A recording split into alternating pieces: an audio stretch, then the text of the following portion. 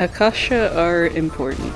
Some Akasha can heal you, some boost your damage, some can clear mobs quickly for you, and the others are complete garbage. If you don't know anything about Akasha at all, then this guide is for you.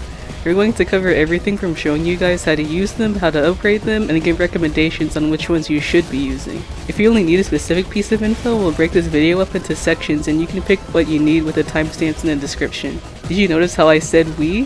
Shana volunteered to provide some voiceover for this guide, so I'll leave it to him now. Take it away, Shana.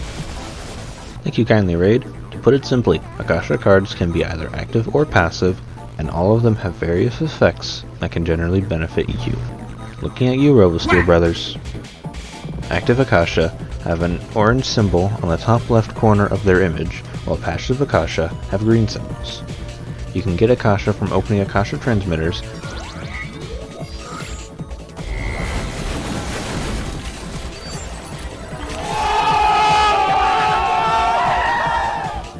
and after opening them, you can register them to the Akashic record page. You can add cards one of two ways, by either right-clicking on the card you wish to add, then clicking on Use, or by double-clicking on the same card. The default key to open the Akashic record page is semicolon. However, you are welcome to change this in the Options menu under Hotkeys.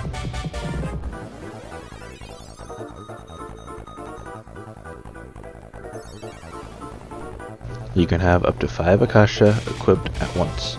It is strongly recommended to only have 2 active Akasha at a time, since using one will make the other active Akasha go on a 30-second cooldown timer to prevent spam.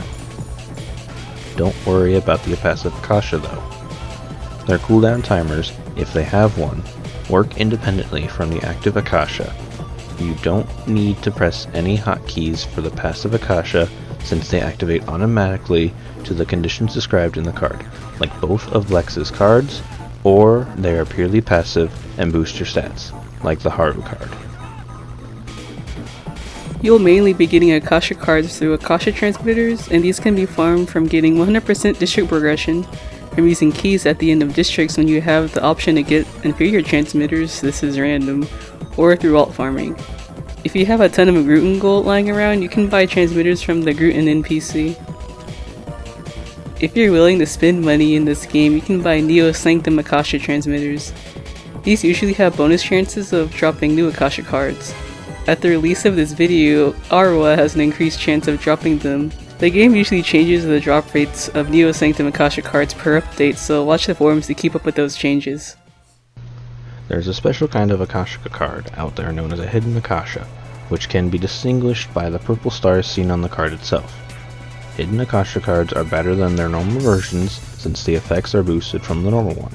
For example, a normal Starry Forest Squad card gives plus 1% to crit rate, while the hidden version gives a plus 2% to crit rate. Other than the 1-star Akasha cards, all Akasha have hidden versions. You can make hidden Akasha cards by using Hidden Fusion at Shiho if you have duplicate cards. If you happen to upgrade a card before making it hidden, don't worry.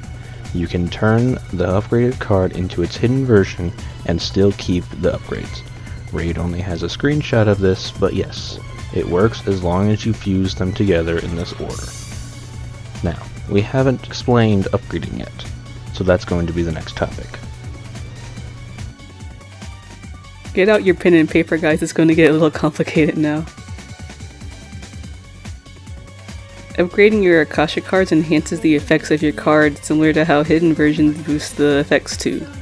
Some cards in particular are nearly useless without at least being a +1 card. You can upgrade a card to a maximum of +2. Certain 1-star Akasha cards can only be upgraded to +1 or they can't be upgraded at all. I will be using my Rita card as an example since I need to upgrade it anyway, so you'll need to get 100% AXP to even raise the level of the card. I strongly recommend that you only use 1-star or 2-star cards for increasing your AXP. Yes, the higher star cards do boost your AXP by more than the ones with fewer stars, but 3-star cards or higher are better used for adding or merging. I'll cover what adding is now, but Shana will explain what merging is a bit later.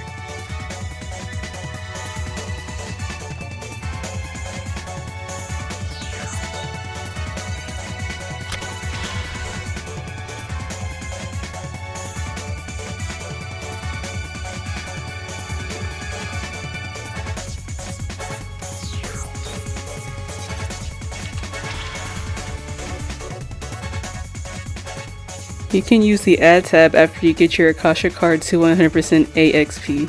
This is how you get your card to +1 or +2.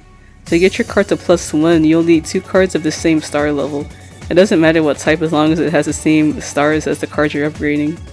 If you want your card to get to +2, you'll need 3 cards of the same number of stars. Do keep in mind that it takes a ton more cards to get an Akasha card to 100% AXP when you want it to be +2. Getting it to +1 is much easier than +2. If you are new to the game and don't have too many cards yet, I would strongly suggest that you avoid merging them at all until you have a good set of cards that you would like to upgrade.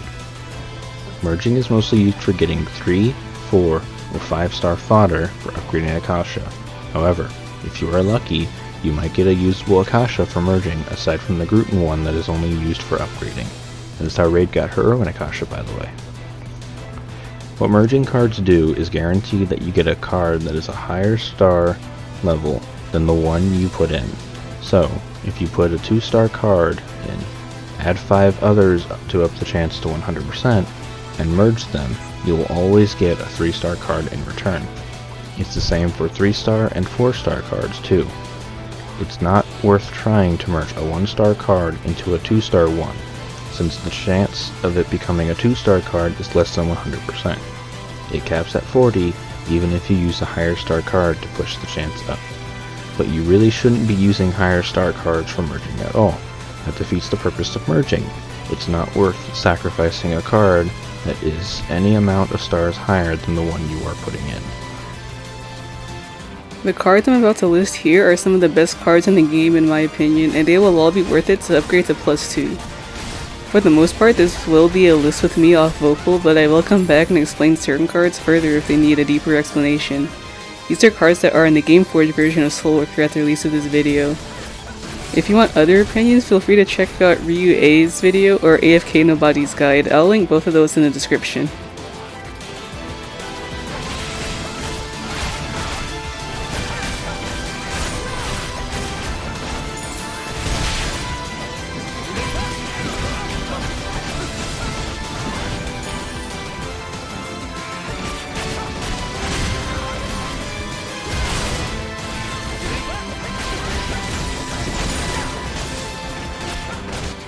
Big Plastica's use is pretty niche, but it's honestly really good in Skyclock Palace, aka SCP. Some people don't even want to run SCP without it. What it essentially does is summon orbs.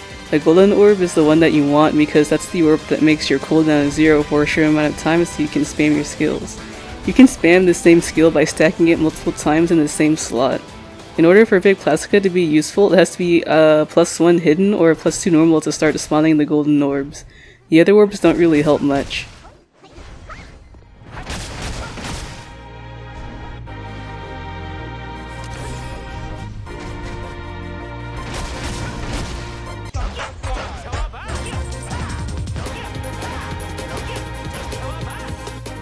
These next set of cards aren't as important as the ones I listed already, but they will be helpful and worth upgrading for various uses, such as being placeholders for better cards, cards that help with time attacks and speedruns, or cards that help you do tons of damage to bosses.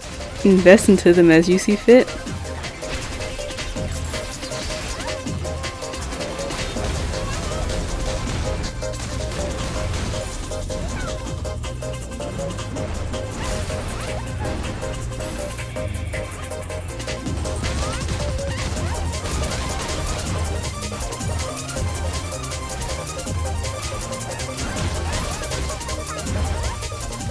If you are completely new to the game, there is a way to grab a few useful cards while only applying minimal effort.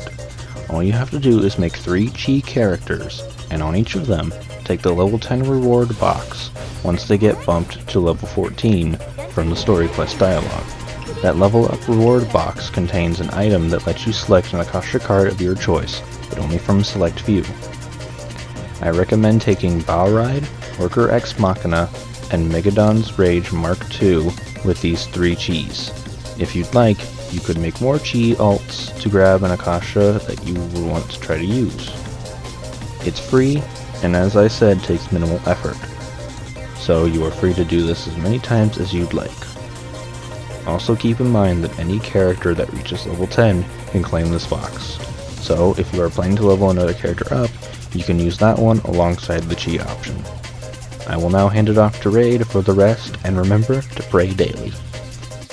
And that's it for this guide. Thanks for watching as always, and thanks again to Shana for letting me borrow his voice.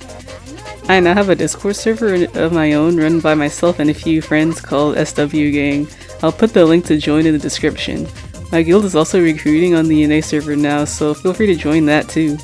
The only requirement is to be active in the game. Oh, and you have to pray to Jen every day. Anyways, have a good one, guys.